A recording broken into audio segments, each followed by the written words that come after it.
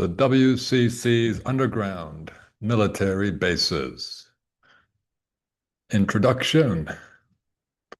What if the secret history of the world's catacombs and underground cities never stopped? What if our modern underground military bases are their latest incarnation and continuation? What if the same secret purpose unites them and the same secretive cult continues to rule the world? Yeah, the simplest explanations are often the best. Of course, historians give us pleasant excuses. They say the catacombs were created out of absolute necessity due to space shortages, disease, and legal restrictions. Really? Shortage of space in medieval times? And diseases killed so many people that the few survivors decided to invest all their energy in digging catacombs for the dead. And legal restrictions, really, in the medieval age, restrictions forced rural people to stop burying their dead in churchyards, and the billions of places bureaucrats could not find. Didn't churches earn money from burials? Whether they did or not, the question arises, why aren't Europe's church cemeteries gigantic after 1,000 years of Christian burials? And where are all the gravestones from before the 1850s? Similar questions exist about our underground military bases. The official reason for their existence is national preservation in case of chemical, biological, or nuclear war. But all wars are fake. So, what is the true purpose of our underground military bases?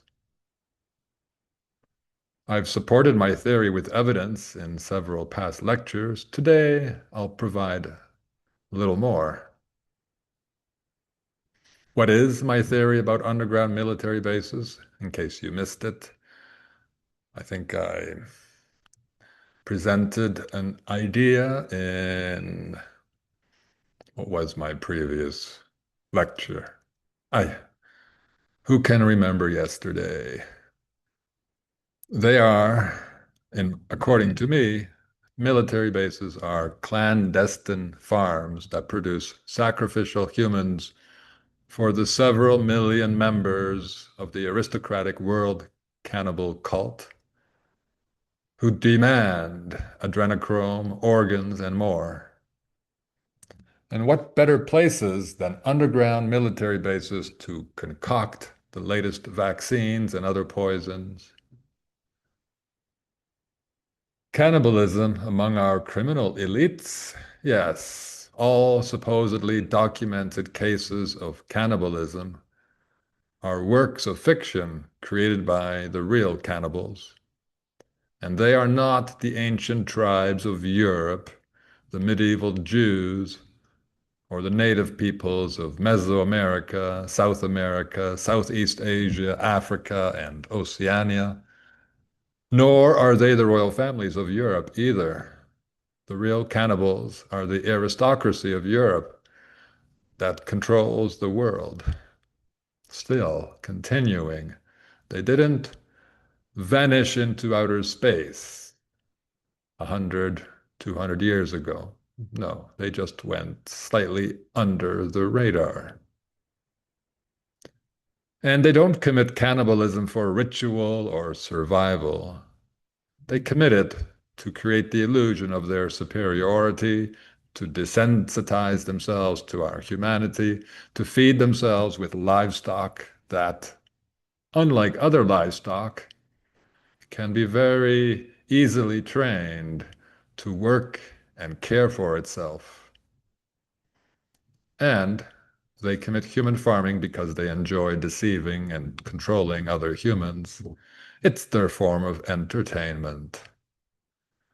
Finally, the longevity or life extension motive is important. By injecting blood from young children and receiving free bone marrow grafts and healthy organs from adult donors. Donors is the wrong word. Who knows how long they can extend their lives? Maybe you don't think I'm serious. What do you imagine attracts people to religion? Eternal life. That is the bottom line for all of them. Without the promise of eternal life, religions can't exist.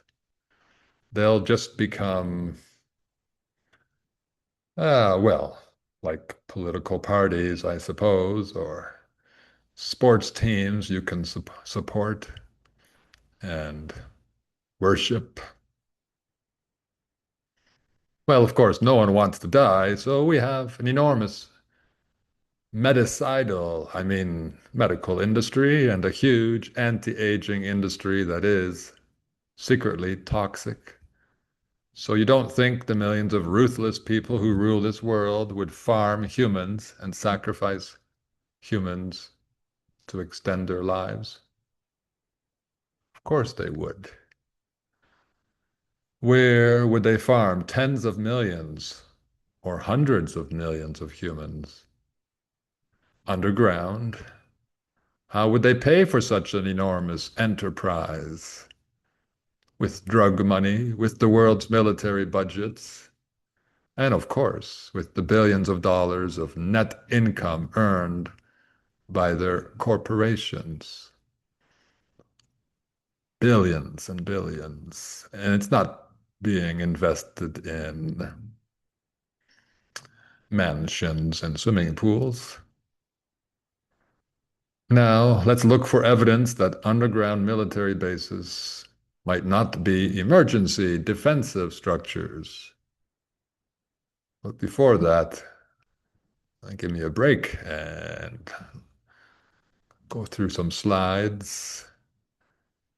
I didn't know there was a movie titled Adrenochrome, probably making light of the issue and revealing, of course, nothing true. Some relevant videos. This was shared by a friend, apparently. Apparently, Russian soldiers are eating Ukrainian soldiers. It's nonsense, of course. They don't commit it in the open on battlefields. No, there's nothing happening. There are no battlefields. It's just they can make that war last as long as they wish. If what they say is true about Russia, it should have pulverized Ukraine long ago.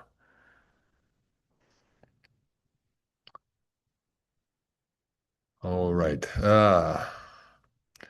Well, fake instances of cannibalism among soldiers have been fake documented throughout history, ranging from ritualistic acts to desperate measures for survival during famines and sieges. It's all fake, fake, fake. World War II, the Chichijima incident in 1944, which is which reduces to the number 18, code for 666. In that year, Japanese soldiers on the island of Chichijima, which is quite small, 9 square miles, executed allegedly several American POWs and consumed parts of their bodies. Well, at that time, George H.W. Bush, the first Bush president, was among the pilots shot down on September 2nd, which reduces to the number 11. but he was never on the island, so he narrowly escaped capture and cannibalism. What a lucky man. What a lucky country the US was. Conveniently, Lieutenant, I think he was a Lieutenant Bush, lost his crew. They were killed in the incident. And even more conveniently, the island's civilian population was forcibly evacuated to Honshu in 1944 during the end of World War II. So I must ask, who reported the cannibalism? The Japanese cannibals? I think that's ridiculous. Um, Business Insider has an article and a video on this amazing rescue of future President Bush. Yes, there was a rescue submarine, a lifeguarding submarine in the area, coincidentally. So they were able to fetch him from the water. This very grainy, poor quality photo is supposed to be helpful. Um, they do have a little grainy video for us too. Yes, there's someone in a flotation device. Good luck identifying anyone here. Well, that's how they play it. The grainier, the more authentic it is, I suppose. Well, let's go back to, well, nowhere at all. Let's go back to my notes. Um, One moment. Um, Also, during World War II, New Guinea, I think it's just Guinea, um, and the Philippines. Again, Japanese troops are guilty, facing starvation at the end of the war.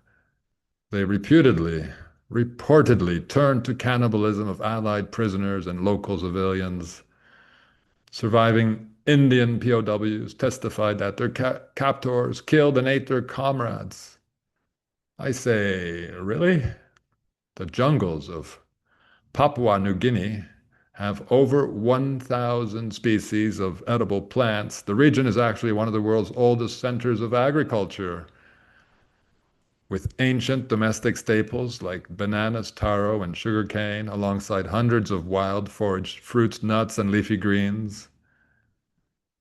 I think a soldier might be able to survive there for a few days. Yet they nicknamed Papua New Guinea Starvation Island. Cannot be more ridiculous. According to various testimonies published beginning in 2010, the Mili Atoll rebellion in 1945 began because Japanese soldiers gave Korean forced laborers whale meat that was actually human flesh from dead Koreans. The discovery led to an uprising by the laborers. Why? However, I want to know why. Why did the authors wait 65 years after the alleged crime before publishing this bit of history? Did they want to wait until everyone who was there in 1945 was already dead? Hmm. And another allegation of Japanese cannibals. Shohei Uka's book Fires on the Plain is a semi-autobiographical novel that explores the psychological collapse of a Japanese soldier in the Philippines who eventually succumbed to cannibalism. This is not semi-autobiographical. This is total BS. But they can't stop writing and telling us about cannibalism, pointing their fingers here, there, and everywhere, except at the actual cannibals. It's really quite simple. Bogus allegations of cannibalism in modern conflicts, the Syrian civil war. Yeah, some rebel commander in 2013 decided to videotape himself cutting out uh, and appearing to eat the heart or lung of a fallen government Syrian soldier. Yeah, that sounds reasonable. You want to record and exhibit your crime. Um, it's all spectacle and mockery. I don't know any wounded or traumatized Syrian refugees in Canada, not while I was there. My impression is that they fell for the media war hoax as much as foreigners did. Um, the Liberian Civil War. During the conflicts under Charles Taylor, rebel groups were accused of ritual cannibalism, and South Sudan and Chinese historical records, etc., etc. Well, where is cannibalism actually happening?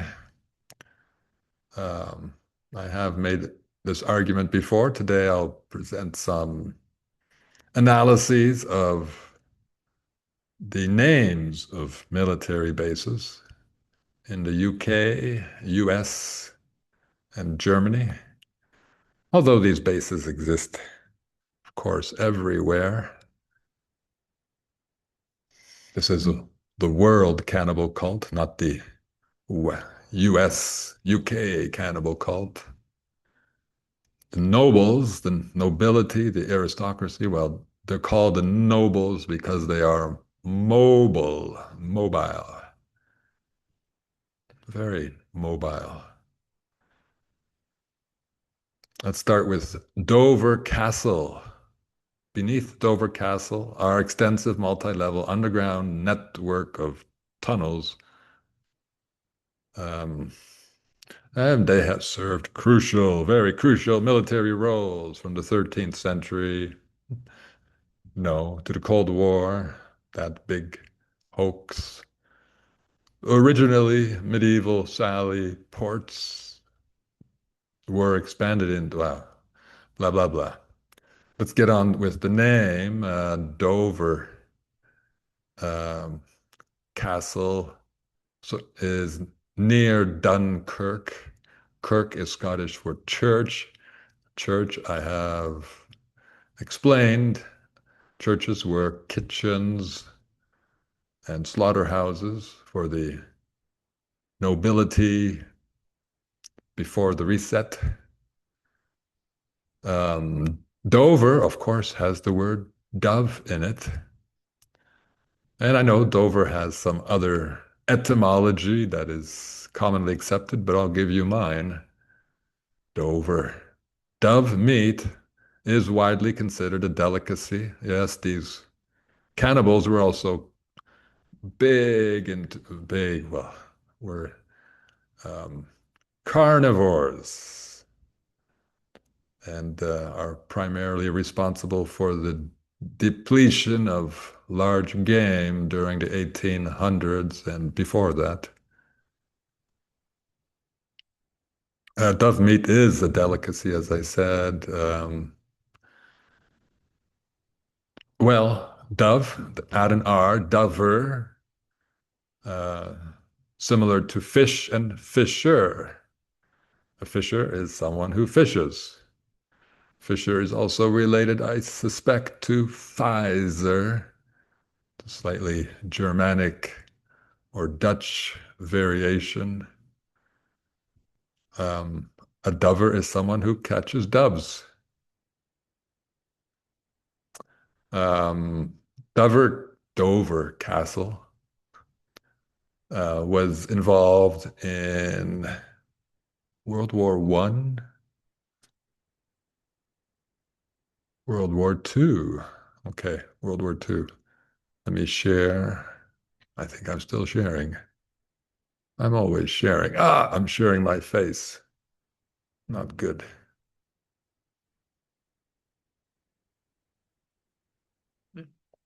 Yeah. Um, since I have spoken about war being fake once again, well, let's have some photos from D-Day, I guess 2 years ago, that it had its 80th anniversary. More than 150,000 soldiers stormed the beaches of Normandy on June 6th. That would be a 6-6. Um, Here are some badly wounded young men.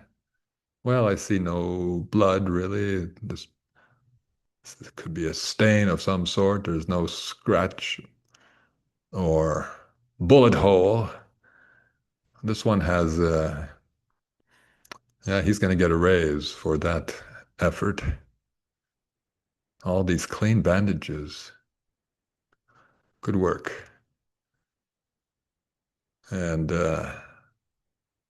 this man who, I guess he's just didn't want to go. He's not injured, not visibly injured. So, yeah, he just wanted some help. There is the beaching event. Not quite 150,000 people, but yeah, a few more, and they'll get there. What's that house? There are, well, hotels maybe. This person, is this the blood flowing uphill, downhill? No, that's not a blood stain. And well, you tell me if this person's injured.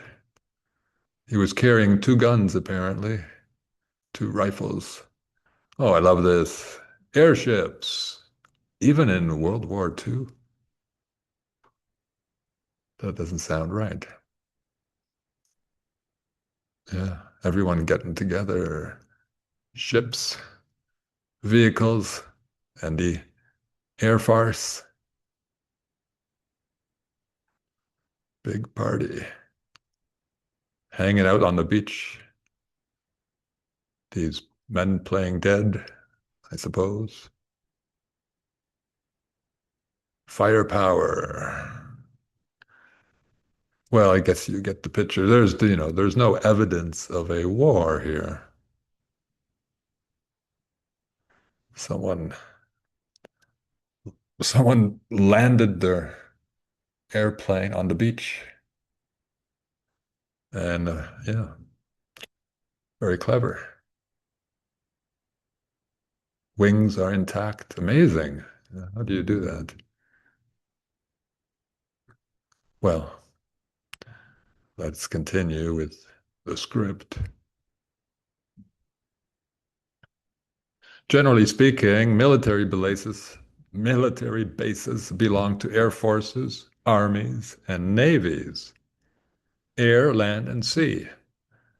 That's where the fakery is happening. Where is the military actually working? If they're not staging hoaxes. And mind you, I don't think the average soldier signing up is involved in producing these fake events. Although, why not have them send them out to a beach and dig some trenches and set up some wire and fire some ordinances at locations they can't see. Yeah, that would work too. Well, anyway, the joke is, where are they actually working? Where is most of the money really being spent? Outer space? Nope. The right answer, I think, is underground, right under our feet, so to speak. Some of my work, especially my previous lecture, indicates that underground operations are the primary element where military spending happens. If you doubt that, modern underground military bases are human farms for cannibals. Consider the fact that nearly all the names of UK military bases refer to food, eating, and mouths. First, let's look at some major Royal Air Force stations, as they call them. Royal Air Force Bryce Norton in Oxfordshire. Ox needs no comment. It is a large um, livestock. Bryce, Brize, is very close to braise, which sometimes is spelled Braze, which is a verb for cooking. We have RAF station Lossiemouth. That's mouth. It's a little weak. Weak connection. Maybe.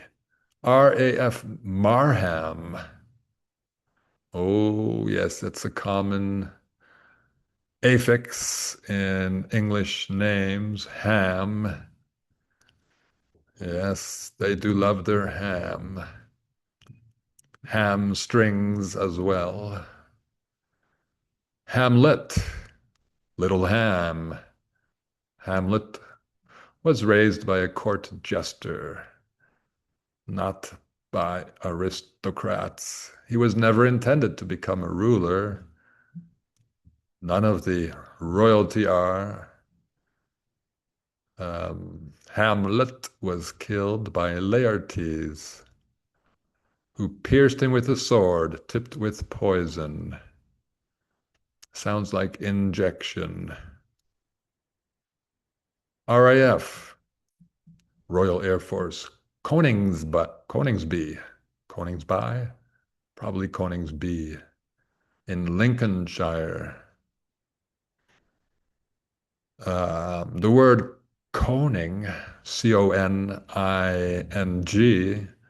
is one of many variations of the Dutch word konijn. It's similar in Spanish. Konijn means rabbit, which is a food source for humans, especially in Western Europe. The word konijn is the basis of the Dutch word koning, which means king, and is even more similar to koning. Lincolnshire has several underground structures, most of which are historically classified as former Cold War nuclear bunkers. Um, that's the biggest lie of the 20th century? No, there are so many. RAF Waddington, also in Lincolnshire. It's a hub for air intelligence. Always really counterintelligence. Waddington. The word wad is military slang, British military slang for bun. And common expression was once char and a wad, which meant tea and bun. Food. Of course, bun is a form of bread, and for Christians, bread is a symbol of the flesh of their hero. Regarding the word shire, the gentrified sense is from 1796, was used by people in other parts of England Of those counties that end in shire, north and west of London, uh, the sense was transferred to hunting country of the Midlands by 1860. Hunting country. You live in the Shire. That reminds me of Lord of the Rings. They use that word too. That's for my next lecture. RAF Odiham in Hampshire, Doubleham. Doubleham. They have Chinook heavy lift helicopter force. Chinook salmon. Anyone? Food everywhere. Um, the word den. Why is that important now? Um, well, let's pass on that for now. Little glitch in my notes. Um, is there any den? Ottingham, Hampshire? Nope. Major British Army installations. Catterick Garrison in North Yorkshire. Catterick. Everything is a shire. Yeah, those people, the aristocracy loved to hunt. The largest British Army garrison in the world is Catterick Garrison. The word catter in Catterick is with a double T, Catter. If we delete one T, we have cater, which means to provide food for. Yes, the army base is a big catering operation. Aldershot Garrison in Hampshire. Alder sounds like maybe elder. Colchester Garrison, these ones get a little weak. Cole could be cabbage. Chester, a chest. Stirling Lines, Herefordshire. Stir, to stir the pot. Salisbury Plain Training Area. Salis is the genitive form of sal, which meant salt. Major Navy and Royal Marine bases. Portsmouth in near Hampshire. Devonport. H.M. Her Majesty's Naval Base, Devonport. This one is nice. Devon is related to the, I guess, Latin word domoni. Domoni. The domoni are often swept up in a broader ancient association between ancient British, Irish, Celtic tribes and cannibalism, which stems from classical Roman propaganda. No. See, it's the world cannibal cult propaganda, the aristocracy. Her Majesty's Naval Base Clyde in Faslane, Scotland. Clyde. Well, Clydesdale horses were bred in 17th century Scotland. Food. Well, yes, the English, the Dutch, and the Belgians do eat horses.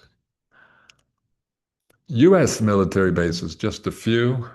Many of the U.S. military bases have um, very mundane names.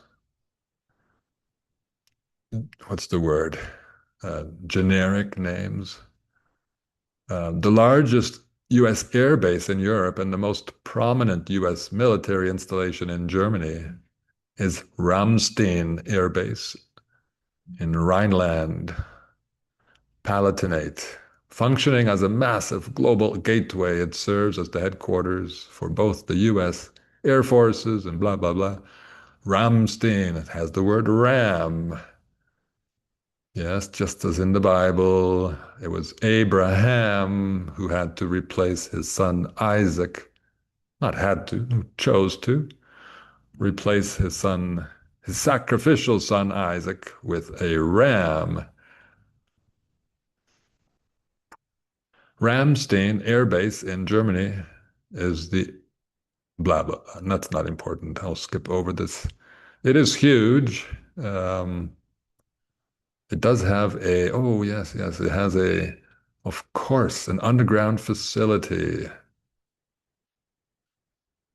known as the Kinsbach Cave Bunker.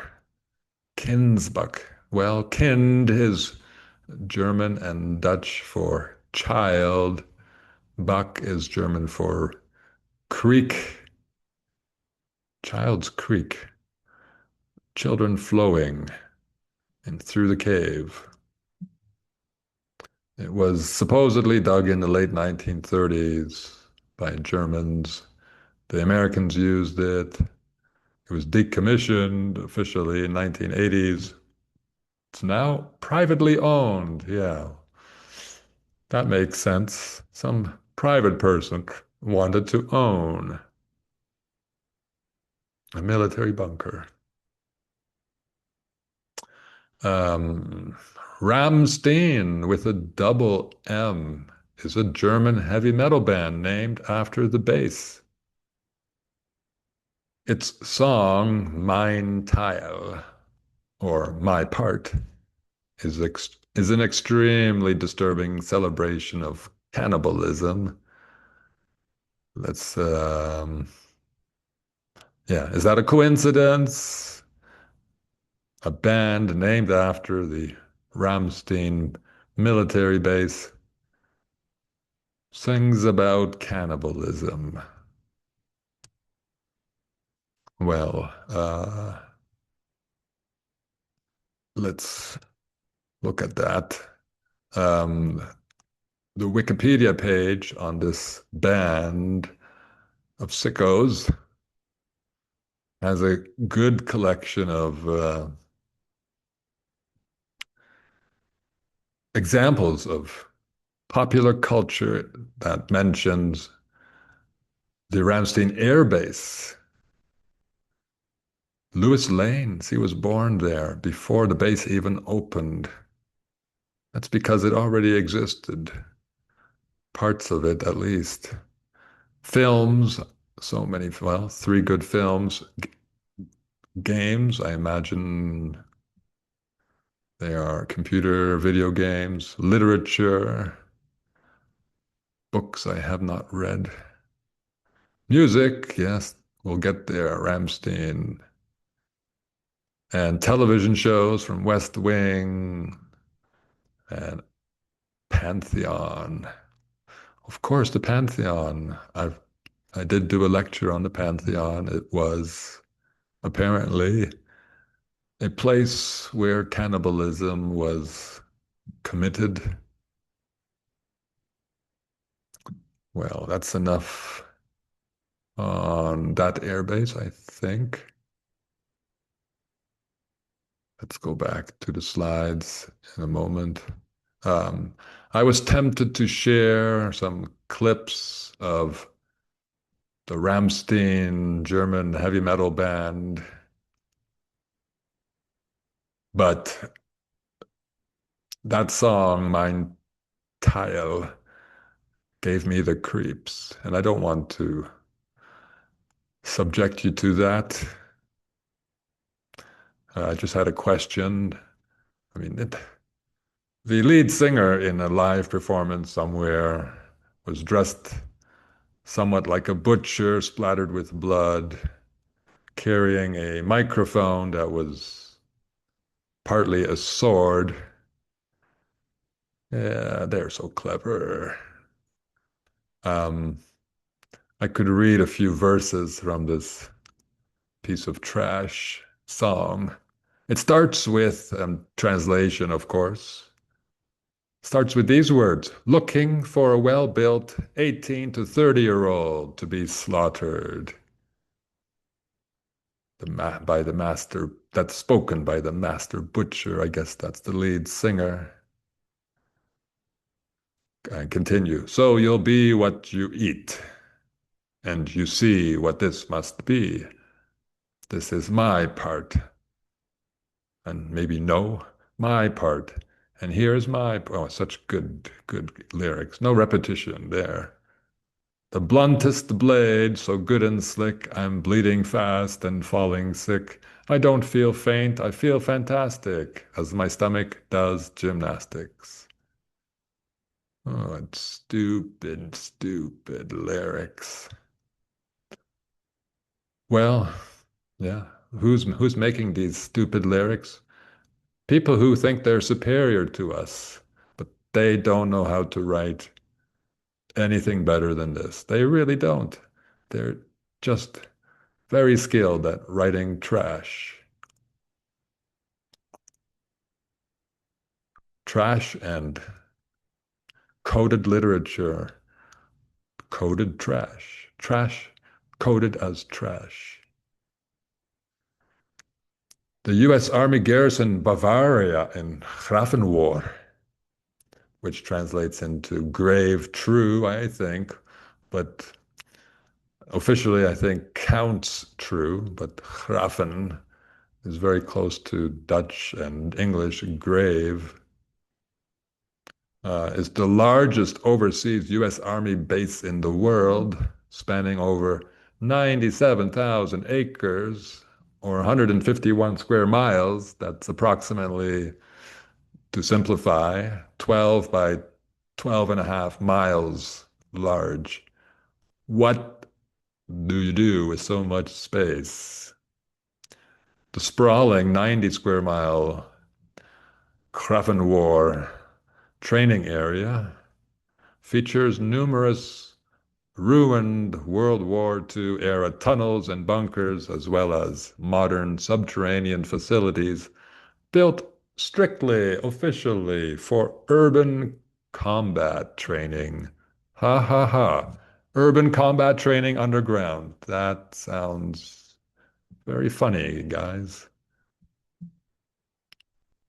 Another base is named Kaiserslautern military community located near Rammstein.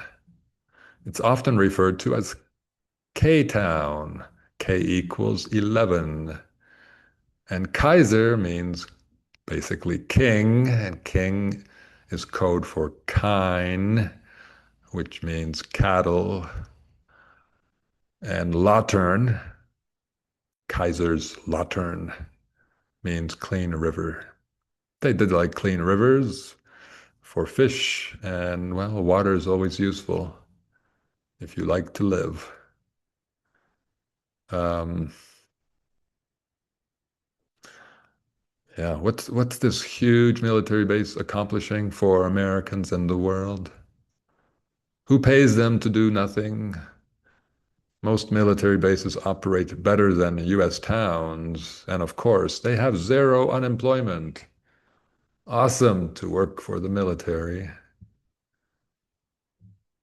Um, the US European Command, EUCOM, and US Africa Command, AFRICOM, are headquartered at Stuttgart, Germany. Stuttgart has its etymological roots in Old High German word Stuttgarten, or stud farm, because according to the liars, the city was founded in 915 AD by Duke Ludolf of Swabia to breed war horses. Note, Duke Ludolf. The word Dolf is short for Adolf, meaning wolf. So Ludolf means famous wolf. Yeah, they do love to style themselves carnivores and predators.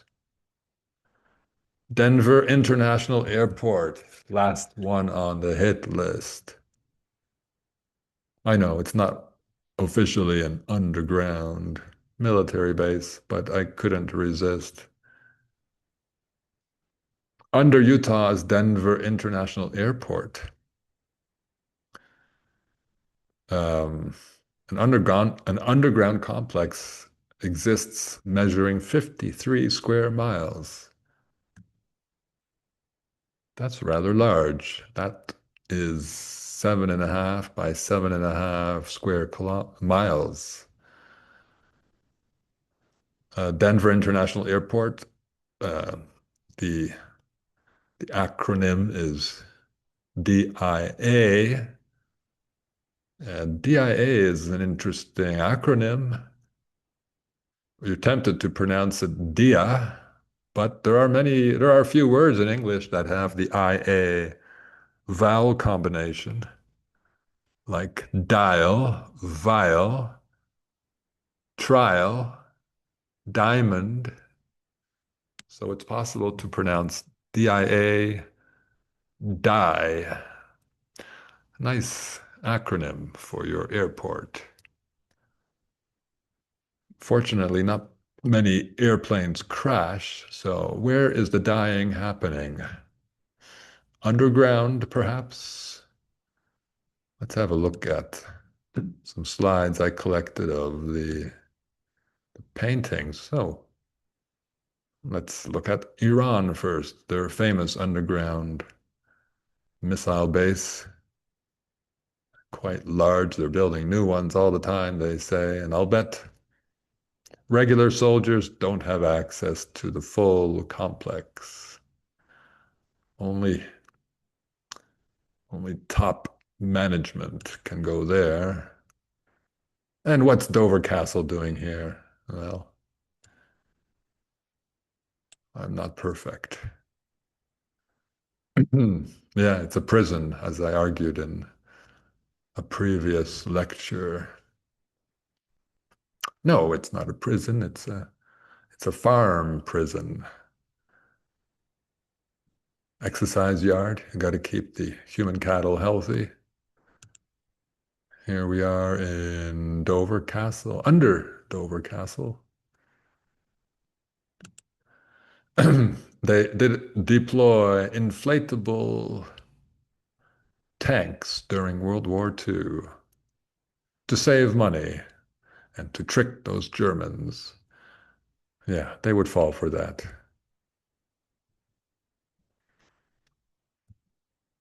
There we go. There's Dye Airport aerial view. A few people have discussed this, the swastika sign.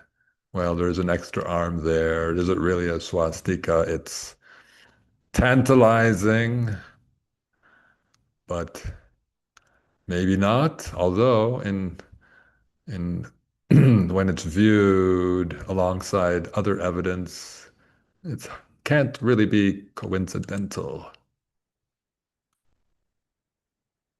I guess this is in the airport. There is what do they call it? Time capsule beneath the stone. It should not be opened until 100 years after it was placed here. It was placed there on March 19th, 1994. You do the math. Well, we got three nines that they look like three sixes upside down. March is a 3, 1, 4, 13. So there's a 13. There's 18, 19, and 23. 23 plus 13 is 36. 36 is code for three sixes. One of the lovely paintings inside, murals inside, die. And coincidentally, it's about dying. I thought the resolution was better. We have a dove, again, a dove, a lovely sword, and children. These children are actually piled on firewood and kindling, and they're having a nice nap while mothers with dead children are weeping. Dead children and sacrificial children. The dove could be their spirit flying away. And Lady is busy on the phone. Um, Firewood and kindling. Well, here you go. There's the fire. And the children are weeping because nature is dying.